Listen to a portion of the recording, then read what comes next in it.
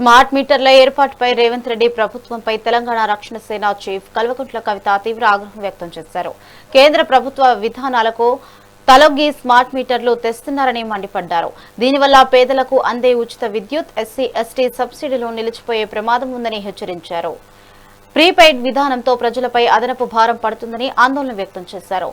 వెంటనే ఈ నిర్ణయాన్ని ఉపసంహరించుకోవాలని డిమాండ్ చేశారు.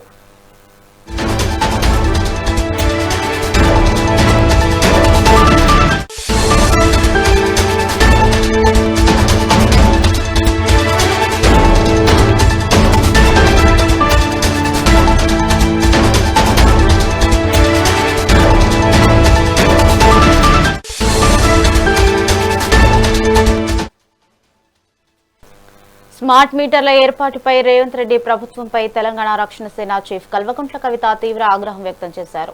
కేంద్ర ప్రభుత్వ విధానాలను తలొగ్గి స్మార్ట్ మీటర్లు తెస్తున్నారని మండిపడ్డారు. దీనివల్ల పేదలకు అందే ఉచిత విద్యుత్, ఎస్సీ ఎస్టీ సబ్సిడీలు నిలిచిపోయే ప్రమాదం ఉందని హెచ్చరించారు. ప్రీపెయిడ్ విధానంతో ప్రజలపై అదనపు భారం పడుతోందని ఆందోళన వ్యక్తం చేశారు. వెంటనే ఈ నిర్ణయాన్ని ఉపసంహరించుకోవాలని డిమాండ్ చేశారు.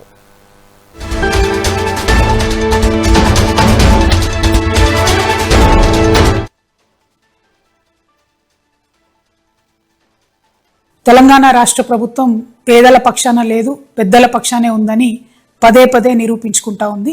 ఈ మధ్య గవర్నమెంట్ అంతా కూడా స్మార్ట్ మీటర్లు పెట్టబోతున్నాం అనేటటువంటి అంశాన్ని హైలైట్ చేసి చెప్పేటటువంటి ప్రయత్నం చేస్తుంది. మొన్ననే సిఎండి గారు కూడా ప్రకటన చేయడం జరిగింది, మేము త్వరలో స్మార్ట్ మీటర్స్ పెడతామని చెప్పి. అట్లనే నెక్లెస్ రోడ్లో కూడా ఒక ఎగ్జిబిషన్ పెట్టిండ్రు, ఎట్లా స్మార్ట్ మీటర్స్ బాగుంటాయి ఏంది అని. అంటే పబ్లిక్ని ఒక మైండ్ వాష్ చేసే ప్రయత్నం చేస్తున్నారు. ఈ సందర్భంగా తెలంగాణ ప్రజలకు నేను ఒక 2-3 విషయాలు చెప్పాలనుకుంటున్నాను. ఆల్రెడీ మన తెలంగాణ రాష్ట్రంలో ఉన్నవన్నీ కూడా స్మార్ట్ మీటర్సే.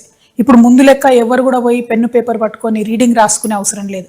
ఒక చిన్న మెషిన్ ఉంటుంది, దాన్ని తీసుకొని మీటర్ దగ్గరికి పోగానే ఆటోమేటిక్గా రీడింగ్ వస్తుంది. స్మార్ట్ మీటరే ఇప్పుడు కూడా ఉన్నది. కానీ ఇప్పుడు వీళ్ళు ప్రపోజ్ చేసేటటువంటి కొత్త మీటర్ ఏంటంటే, ఏదైతే రైతులు ఢిల్లీ సింగ్ బార్డర్ దగ్గర ఉద్యమం చేస్తే నల్ల చట్టాలు తొలగించిండ్రో, ఆ నల్ల చట్టాల్లో భాగంగా అదానీ వాళ్ళ కంపెనీకి సంబంధించి మీటర్లు ఏవైతే వ్యవసాయానికి పెట్టాలనుకున్నారో, ఇప్పుడు కొత్తగా కేంద్ర ప్రభుత్వం ఒక కొత్త పథకం తీసుకొచ్చింది. దాన్ని రాష్ట్ర ప్రభుత్వం సంతకం పెట్టి ఒప్పుకొని ఇవాళ కొత్త స్మార్ట్ మీటర్లు పెట్టాలనుకుంటుంది.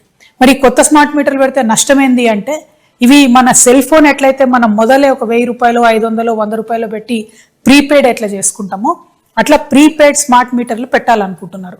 సరే, మొన్న మనందరం కూడా ఈఆర్సీలో గొడవ చేస్తే వ్యవసాయానికి పెట్టమని చెప్పిండ్రు. కానీ ఇప్పుడు మళ్ళీ మొత్తం పబ్లిక్కి పెట్టాలి, ప్రతి ఇంటికి కూడా స్మార్ట్ మీటర్ పెట్టాలనే ఒక ప్లాన్ చేస్తూ ఉన్నారు. దీనివల్ల నష్టమేంది? ఆల్రెడీ ఉత్తరప్రదేశ్లో ఈ ఎక్స్పెరిమెంట్ అయితే మొత్తం ప్రతి ఇంట్లోంచి మీటర్లు బిక్కొచ్చి ఎలక్ట్రిసిటీ ఆఫీసులలో మీటర్లు వేసి వెళ్ళిపోతున్నటువంటి పరిస్థితి ఉన్నది. మన దగ్గర కూడా క్రితం ప్రభుత్వంలో తెలంగాణలో గవర్నమెంట్ ఆఫీసుల్లో ఈ ప్రీపెయిడ్ స్మార్ట్ మీటర్ పెడితే సడన్గా అర్ధరాత్రి లేకపోతే ఏ టెలికాన్ఫరెన్స్ అవుతున్నప్పుడు కరెంట్ పోతుంది.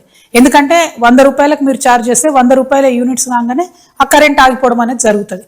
సో ఇమాజిన్ చేయండి ఒక్కసారి, ఇవే మీటర్లు మన ఇళ్లల్లో పెడితే మరి గవర్నమెంట్ ఇస్తా అన్న ఫ్రీ సబ్సిడీ 200 యూనిట్ల పరిస్థితి ఏమవుతుంది? సెలూన్లకు ఇవ్వాల్సినటువంటి డబ్బులు ఇప్పటికే వీళ్ళు ఎగబెడుతున్నారు. ఒకవేళ సెలూన్లలో కూడా స్మార్ట్ మీటర్లు పెడితే మనం ఏ కటింగో గిటింగో వేసేటప్పుడు మధ్యలో కరెంట్ పోతుంది, ఉన్న బిజినెస్ కాస్త పోయే పరిస్థితి ఉంటుంది.